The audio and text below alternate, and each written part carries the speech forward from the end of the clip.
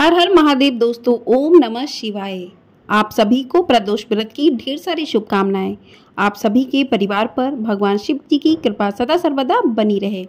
प्रदोष व्रत महीने में 2 बार आते हैं, पहला कृष्ण पक्ष में और दूसरा शुक्ल पक्ष में। तो बैसाख मास के शुक्ल पक्ष में पड़ने वाले प्रदोष व्रत को सोम प्रदोष व्रत कहेंगे, क्योंकि प्रदोष व्रत जिस दिन भी पड़ता है, जिस बार को पड़ता है, उसे उसी के नाम से जाना जाता है। जैसे रवि प्रदोष यदि रविवार के दिन पड़ रहा है तो रवि प्रदोष व्रत, यदि सोमवार के दिन पड़ रहा है तो सोम प्रदोष व्रत। जो भी भक्तजन प्रदोष व्रत रखते हैं तो उनको कथा भी अवश्य सुननी चाहिए। तो आज की वीडियो में आप सुनेंगे सोम प्रदोष व्रत की कथा। सोम प्रदोष व्रत सभी प्रदोष व्रतों में से सबसे शुभ माना गया है। प्रदोष व्रत भगवान शिव को प्रसन्न करने के लिए रखा जाता है और जब यह व्रत सोमवार को होता है तो इसकी मान्यता और बढ़ जाती है, क्योंकि कहते हैं कि सोमवार का दिन भगवान शिव की पूजा को ही समर्पित होता है। इसलिए इस दिन प्रदोष व्रत रखकर पूजा पाठ करना बहुत शुभ फलदायी होता है। तो आज की वीडियो में आप सुनेंगे विस्तार पूर्वक सोम प्रदोष व्रत की कथा को। व्रत रखकर कथा सुनने से या पढ़ने से आपकी संतान के जीवन में खुशहाली आती है और वह सदैव सुखी संपन्न रहता है। तो आइए सुनते हैं सोम प्रदोष व्रत की कथा। कथा को पूरा अवश्य सुनिएगा, किसी भी कथा को बीच में अधूरा नहीं छोड़ना चाहिए, क्योंकि किसी भी कथा को अधूरा छोड़ने से दोष लगता है। तो चलिए कथा को शुरू करते हैं। सोम प्रदोष व्रत की कथा के अनुसार एक नगर में एक ब्राह्मणी रहती थी। उसके पति का स्वर्गवास हो गया था।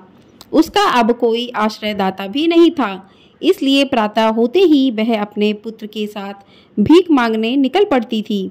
भिक्षाटन से ही वह स्वयं व पुत्र का पेट पालती थी।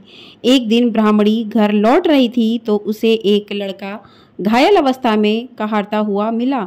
ब्राह्मणी दयावश उसे अपने घर ले आई। वह लड़का विदर्भ का राजकुमार था।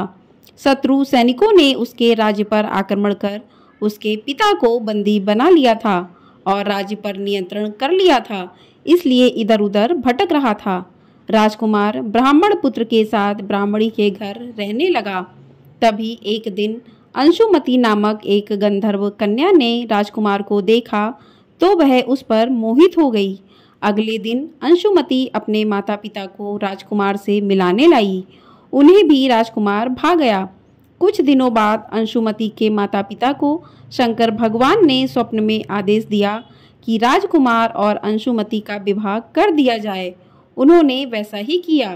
ब्राह्मणी प्रदोष व्रत करती थी। उसके व्रत के प्रभाव और गंधर्वराज की सेना की सहायता से राजकुमार ने विदर्भ से शत्रुओं को खदेड़ दिया और पिता के राज्य को पुनः प्राप्त कर आनंद पूर्वक रहने लगा। राजकुमार ने ब्राह्मण पुत्र को अपना प्रधानमंत्री बनाया। ब्राह्मणी के प्रदोष व्रत के महंत से जैसे राजकुमार और ब्राह्मण पुत्र के दिन फिरे, वैसे ही शंकर भगवान अपने दूसरे भक्तों के दिन भी फेरते हैं। अतः सोम प्रदोष का व्रत करने वाले सभी भक्त को यह कथा अवश्य पढ़नी अथवा सुननी चाहिए। बोलिए शंकर भगवान की जय। तो इस प्रकार से प्रदोष व्रत की कथा, सोम प्रदोष व्रत की कथा पूर्ण होती है।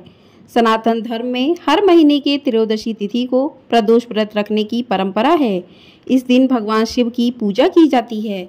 भगवान शिव की पूजा पूरे विधि विधान पूर्वक प्रदोष काल का समय जो शुभ समय होता है उसमें पूजा करनी चाहिए। प्रदोष काल का समय सूरज अस्त होने के आधे घंटे पहले और बाद का माना गया है। तो इसी प्रदोष काल में पूजा का शुभ समय रहता है और इस समय पर चौकी पर आसन लगाकर भगवान शिव माँ पार्वती की विधि विधान पूर्वक समस्त परिवार की पूजा अर्चना करनी चाहिए। भगवान शिव का चरणामृत से अभिषेक करना चाहिए। माँ पार्वती को सुहाग की सामग्री अर्पित करनी चाहिए और भगवान शिव को बेलपत्र, भांग, धतूरा इत्यादि उनकी प्रिय चीज़ अर्पित करनी चाहिए, क्योंकि कहते हैं कि भगवान शिव को उनकी प्रिय चीज़ अर्पित करने से वे बहुत ही प्रसन्न होते हैं। धार्मिक मान्यता है कि प्रदोष व्रत करने से व्यक्ति की सभी इच्छाएं पूर्ण हो जाती हैं। वहीं सोम प्रदोष व्रत रखने से मनचाही इच्छा भी पूरी होती है। भगवान शिव का वार होने के कारण यह प्रदोष व्रत बहुत प्रभावशाली हो जाता है। सोम प्रदोष के दिन चंद्रमा से जुड़ी समस्याओं का निवारण भी आसानी से किया जा सकता है। आर्थिक तंगी दूर करने के लिए प्रदोष व्रत अवश्य करना चाहिए। प्रदोष व्रत के प्रभाव से रोग दूर होते हैं, साथ ही विवाह संबंधी बाधाएं भी दूर होती हैं। तो जो भी भक्तजन सच्चे मन भाव से प्रदोष का व्रत करते हैं, भगवान शिव उनकी सभी मनोकामनाओं को जल्द ही पूरा करते हैं। आप भगवान शिव की माँ पार्वती की पूजा अर्चना करने के बाद ओम नमः शिवाय के जप का पाठ भी कर सकते हैं 108 बार 21 बार। उसके बाद आप सोम प्रदोष व्रत की कथा को सुने। कथा सुनने के बाद आप भगवान शिव की आरती करें। तो चलिए भगवान शिव की आरती करते हैं। जय शिव ओमकारा, ओम जय शिव ओमकारा, ब्रह्मा विष्णु सदा शिव अर्धांगी धारा।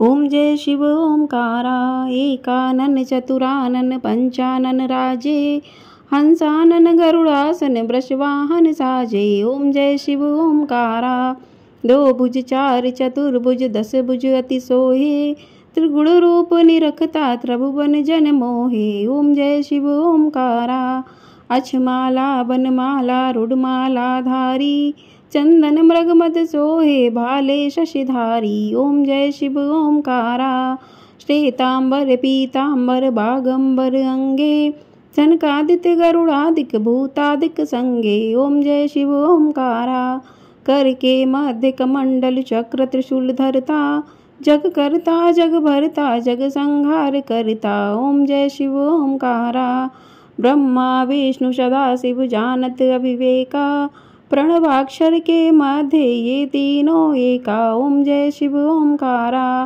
काशी में विश्वनाथ विराजत नंदी ब्रह्मचारी, नित उठ भोग लगावत महिमा अति भारी। ओम जय शिव ओमकारा, त्रिगुण शिव जी की आरती जो कोई नर गावे, कहत शिवानंद स्वामी मन वांछित फल पावे। ओम जय शिव ओमकारा, जय शिव ओमकारा, ओम जय शिव ओमकारा।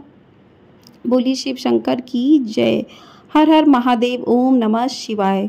इस प्रकार से आप भगवान शिव की आरती करें। कथा सुनने के बाद आरती करें। आरती करने के बाद आप आचमन करके भगवान शिव के पूरे परिवार को आरती दें। उसके बाद स्वयं भी आरती लें और अपने घर के सभी सदस्यों को भी आरती दें। उसके बाद आपने जो भी प्रसाद भोग लगाया है शिव जी के ऊपर, तो वो अपने परिवार के लोगों में बांट दें। इस प्रकार से आपका प्रदोष व्रत जो है पूरी तरीके से पूर्ण होता है।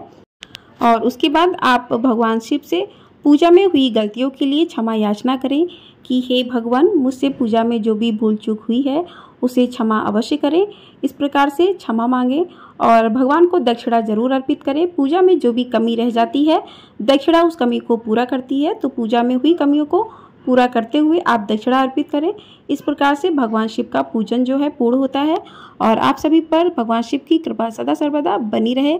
आपको ये वीडियो पसंद आई हो तो वीडियो को लाइक शेयर और चैनल को सब्सक्राइब जरूर कर दें। हर हर महादेव, ओम नमः शिवाय।